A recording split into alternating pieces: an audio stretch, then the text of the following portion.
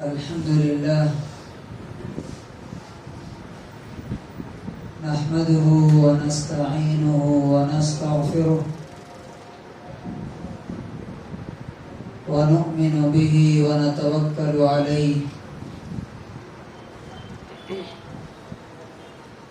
ونعوذ بالله من شرور أنفسنا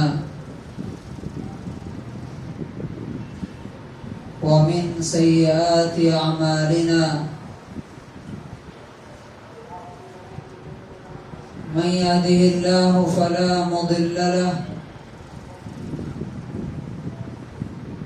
ومن يضلله فلا هادي له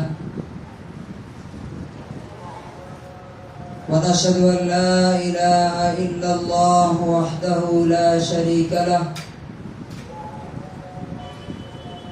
ونشهد أن سيدنا ومولانا محمدا عبده ورسوله أما بعد فأعوذ بالله من الشيطان الرجيم بسم الله الرحمن الرحيم كل نفس ذائقة الموت وإنما توفون أجوركم يوم القيامة فمن زحزح عن النار وأدخل الجنة فقد فاز وما الحياة الدنيا إلا متاع الغرور وقال تبارك وتعالى كلوا واشربوا ولا تسرفوا إنه لا يحب المسرفين وقال النبي صلى الله عليه وسلم سلوا الله العفو والعافية فإن أحدا لم يعط بعد اليقين خيرا من العافية رواہ الترمذی۔ حضرات گرامی، ہماری جو یہ دنیا ہے بہت چھوٹی سی ہے، اس کے بعد ایک بڑی دنیا ہمارے سامنے آنے والی ہے۔ ہماری جو یہ زندگی ہے بہت شارٹ اور بہت مختصر ہے، اس کے بعد ایک بڑی لمبی زندگی ہمارے سامنے آنے والی ہے جو کبھی ختم نہیں ہوگی۔ اللہ تبارک و تعالی نے اسی زندگی کے لیے ہمیں یہاں تیار ہونے کے لیے بھیجا ہے۔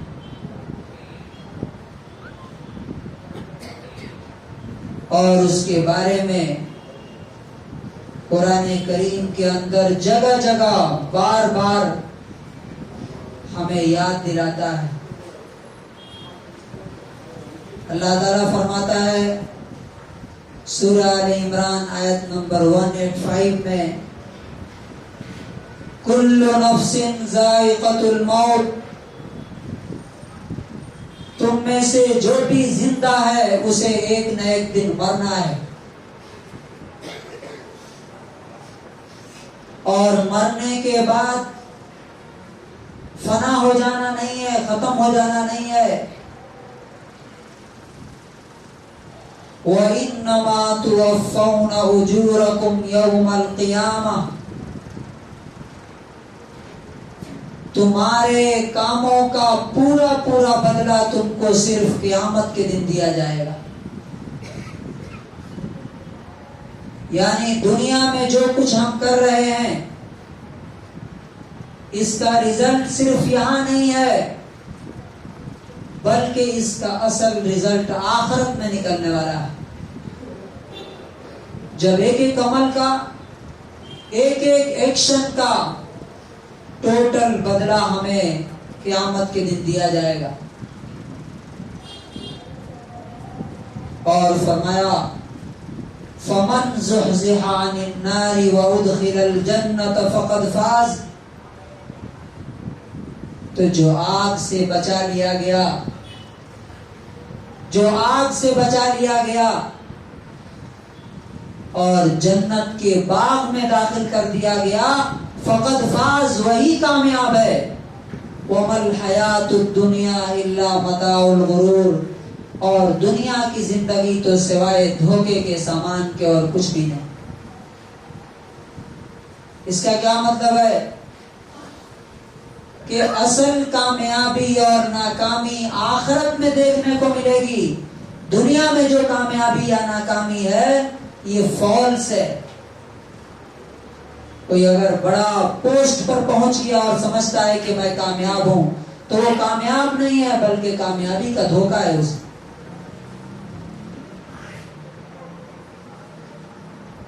اب سوال یہ ہے کہ کون کامیاب ہوں گے؟ اللہ تعالیٰ نے سورۃ العصر میں 4 کوالٹیز ان کی بتائی. والعصر، زمانے کی قسم، ان الانسان لفی خسر، سارے کے سارے انسان، چاہے وہ پرائم منسٹر ہو چاہے وہ مزدور ہو، سب کے سب ناکام ہیں، سوائے ان لوگوں کے جن کے اندر 4 کوالٹیز ہیں.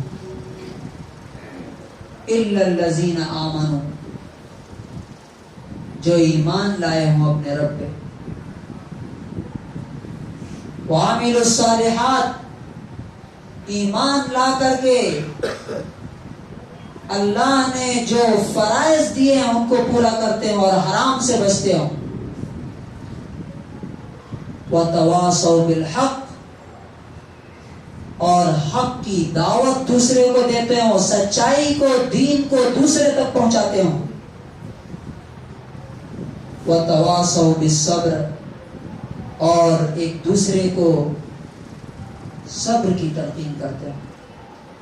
ان 4 صفت کے علاوہ کوئی بھی اگر کہیں بھی ہے زندگی میں ہے تو وہ ناکام ہے. میرے بھائیوں، اب ان 4 کاموں کو کرنے کے لیے ایمان، نیک اعمال اور دین کی دعوت اور اس کی راہ میں آنے والی پریشانیاں، ان کو برداشت کرنے کے لیے انسان کے پاس جس چیز کی سب سے زیادہ ضرورت ہے، ہم آج اس موضوع پر، اس ٹاپک پر چند باتیں عرض کریں گے.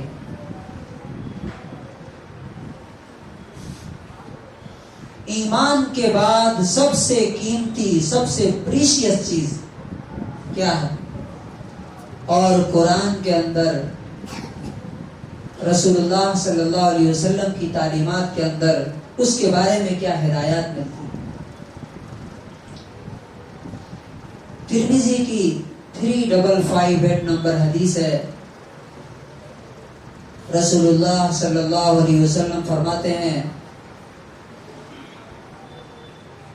صلی اللہ العفو والعافیہ، اے لوگو اللہ تبارک و تعالی سے مغفرت اور عافیت مانگو. یہ عافیت کیا چیز ہے؟ عافیت کا معنی ہوتا ہے کہ انسان کا جسم بیماریوں سے بچا رہے. عافیت کا ایک مطلب یہ بھی ہوتا ہے کہ انسان دشمنوں کی دشمنی سے محفوظ رہے اور اپنے دین اور ایمان میں بھی پروٹیکٹڈ ہو، محفوظ ہو. رسول اللہ صلی اللہ علیہ وسلم کیا فرماتے ہیں؟ اللہ تعالی سے عافیت مانگا کرو. کیوں؟ اس لیے کہ فَإِنَّ أَحَدًا لَمْ يُعْطَ بَعْدَ الْيَقِينِ خَيْرًا مِنَ الْعَافِيَةِ. دنیا میں کسی انسان کو عافیت سے زیادہ قیمتی چیز ایمان کے بعد نہیں دی گئی. یعنی ایمان کے بعد جو سب سے قیمتی دولت انسان کے پاس ہے وہ یہ ہے کہ اس کے جسم کے اندر عافیت ہو، اس کے ایمان میں عافیت ہو، اس کے گھر والوں کے اندر عافیت ہو. صحت اور طاقت یہ اللہ تبارک و تعالیٰ نے ایمان کے بعد سب سے زیادہ قیمتی چیز اگر کسی کو دی گئی ہے تو وہ صحت اور عافیت ہے. اسی لیے رسول اللہ صلی اللہ علیہ وسلم نے بخاری کی 1977 نمبر حدیث ہے،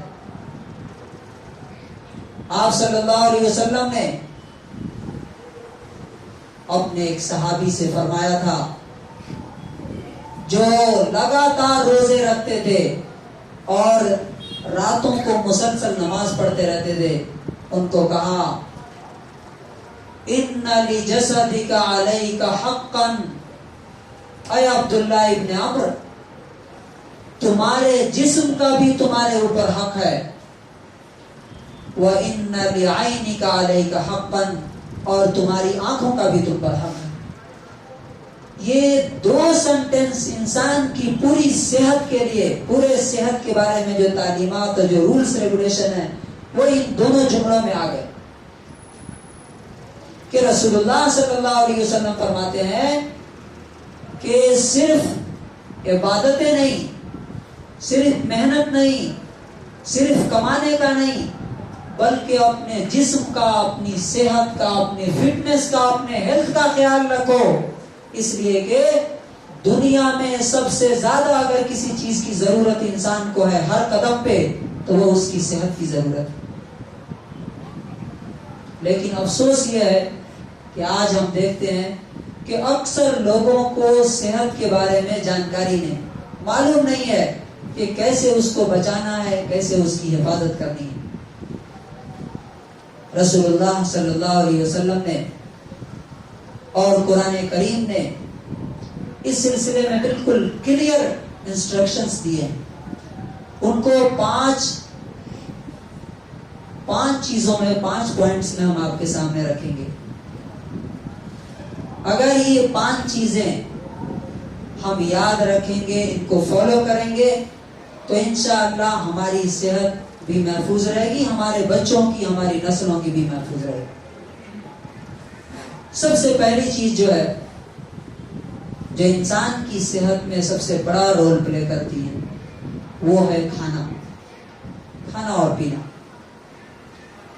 اللہ تبارک و تعالیٰ نے اس سلسلے میں سورۃ الاعراف آیت نمبر 31 میں فرمایا کلوا واشربوا ولا تسرفوا، کھاؤ اور پیو لیکن حد سے آگے نہ بڑھو، لمٹ کراس نہ کرو. اس آیت میں 2 چیزیں کہی گئی، ایک تو کھانے کی بات، دوسرا پینے کی بات. ہم دیکھتے ہیں کہ بہت سے لوگ دن بھر صرف کھاتے ہی رہتے ہیں، پینے کا جانتے ہی نہیں ہے. وہ کتنا پانی پینا ہے، 2-2.5 لیٹر سے لے کے 3.5 لیٹر تک. ہائٹ اور جسم کے اعتبار سے انسان کو 12 گلاس یا 18 گلاس تک پانی پینا چاہیے، پانی یا کوئی بھی پینے کی چیز. لیکن آپ دیکھیے کہ بہت سے لوگوں سے پوچھئے تو صبح میں پانی پیا تھا، شام تک اس کے بعد موقع نہیں ملا، کھاتے ہی جا رہے ہیں. اب کیا ہوگا؟ ہمارے جسم کا اکثر حصہ پانی پر مشتمل ہے، معلوم. اور جب پانی کم ہوگا تو بیماری شروع. تو اللہ تعالیٰ کہتا ہے کہ کھاؤ بھی اور پیو بھی. کتنا کھانا ہے، کتنا پینا ہے، اس سلسلے میں بھی ہدایت دی. حرام چیزیں نہ کھاؤ، جو چیزیں اللہ تبارک و تعالیٰ نے پسند نہیں کی ہے وہ مت کھاؤ. کلوا مما رزقکم اللہ حلالا طیبا، حلال اور پاکیزہ رزق کھاؤ جو تمہارے جسم کو سوٹیبل ہو. کھانے کے سلسلے میں 3 چیزیں یاد رکھیے. پہلی چیز، کیا کھائیں؟ جو سامنے آ گیا، جو مل گیا وہ کھا لینا یا اپنے آپ کو برباد کرنا. کیا کھانا ہے؟ دیکھیے کھانے 2 طرح کے ہوتے ہیں. ایک وہ ہے جو ڈائریکٹ نیچر سے ہمیں ملتے ہیں، فروٹس ہو گیا، گرینس ہو گیا، یہ ساری چیزیں نیچرل فوڈ جس میں انسان کی مداخلت اور انٹرفیرنس نہیں ہے. یہ جو کھانے ہیں وہ ہمارے جسم کو سوٹ کرتے ہیں، ہمارے جسم کو لگتے ہیں، اس لیے کہ ہماری باڈی اور ہمارا جسم جو ہے مٹی سے ہی بنا ہے، تو جو چیز مٹی سے ڈائریکٹ ہمارے جسم میں جاتی ہے وہ ہمارے جسم کو سب سے زیادہ فائدہ پہنچاتی ہے۔ کھانے کی ایک دوسری قسم ہے جو فیکٹری سے بن کے آتی ہے۔ ہمارا جسم فیکٹری میں بنایا گیا نہیں بنا، تو فیکٹری سے جو چیز بن کے آتی ہے جس میں انسان کا انٹرفیئرنس ہے، جس میں کیمیکلز ہوتے ہیں، پریزرویٹیوز ہوتے ہیں، وہ انسان کی صحت کو تباہ و برباد کرتے ہیں۔ تو نمبر 1 کیا کھانا ہے، پھر ایکٹیویٹیز کے اعتبار سے، مثال کے طور پہ جو آدمی محنت کا کام کرتا ہے، فیکٹری میں کام کرتا ہے، کنسٹرکشن میں کام کرتا ہے، روڈ پہ کام کرتا ہے، فزیکلی ورک کرتا ہے، اس کا کھانا الگ ہے۔ اور جو انسان برین کا دماغی کام کر رہا ہے، گھر سے نکلا، اٹھ کے جا کے آفس میں بیٹھ گیا، دکان میں بیٹھ گیا، پھر آ کے گھر میں بیٹھ گیا، تو اس کو مزدوروں کی طرح، ورکروں کی طرح کھانا کھانے کی ضرورت نہیں ہے۔ اگر وہ ویسا کھائے گا تو انسان بیمار پڑ جائے گا۔ دوسرا چیز یہ ہے کہ کب کھائیں۔ ہمارے پاس کھانے کا ٹائم فکس ہے، 10 بجے ناشتہ، 2 بجے کھانا، پھر شام کو اسنیکس، پھر رات میں کھانا۔ یاد رکھیے کہ یہ کھانے کی جو ٹائمنگ ہے نا، ناشتہ، دوپہر کا کھانا، رات میں کھانا، یہ اللہ تبارک و تعالیٰ نے شریعت بنا کے نہیں اتارا، یہ ہم نے بنایا۔ اور گھڑی کو بھوک نہیں لگتی ہے کہ 10 بج گئے تو اب کھانا کھا لیا، گھڑی کے پیٹ میں کھانا نہیں جا رہا۔ تو اس سلسلے میں سب سے اہم بات یہ ہے کہ جب بھوک لگے تبھی کھانا کھانا ہے، بھوک نہ لگے تو نہیں کھانا۔ اس لیے کہ اللہ تبارک و تعالیٰ نے ہمارے جسم میں وہ میکانزم پیدا کیا ہے کہ خود بخود اندر سے طلب ہوتی ہے کہ اب کھا جاؤ، اب سو، اب آرام کرو، ہر چیز اندر سے انڈیکیشن ہوتا ہے۔ ہم نے گھڑی کو دیکھ کر کے ٹائم فکس کر لیا اور گھڑی کے حساب سے کھاتے رہتے ہیں، بھوک لگے یا نہ لگے۔ نتیجہ کیا ہے؟ فیٹ بڑھتا جاتا ہے، موٹا ہوتا جاتا ہے آدمی، پیٹ نکلتا جاتا ہے، اور جب اوور ویٹ ہوتا ہے تو انسان بیماریوں کا شکار ہوتا ہے۔ آپ کو یہ معلوم ہونا چاہیے کہ ہائٹ کے اعتبار سے ہر انسان کا ویٹ لمٹ ہے، یعنی 5 فٹ کا ہے تو کتنا ویٹ ہونا چاہیے، 6 فٹ کا ہے تو کتنا ہونا چاہیے۔ اگر اس سے زیادہ ہوتا ہے تو آپ بیماریوں کا شکار ہوتے جائیں گے، بی پی، شوگر اور پتہ نہیں کیا۔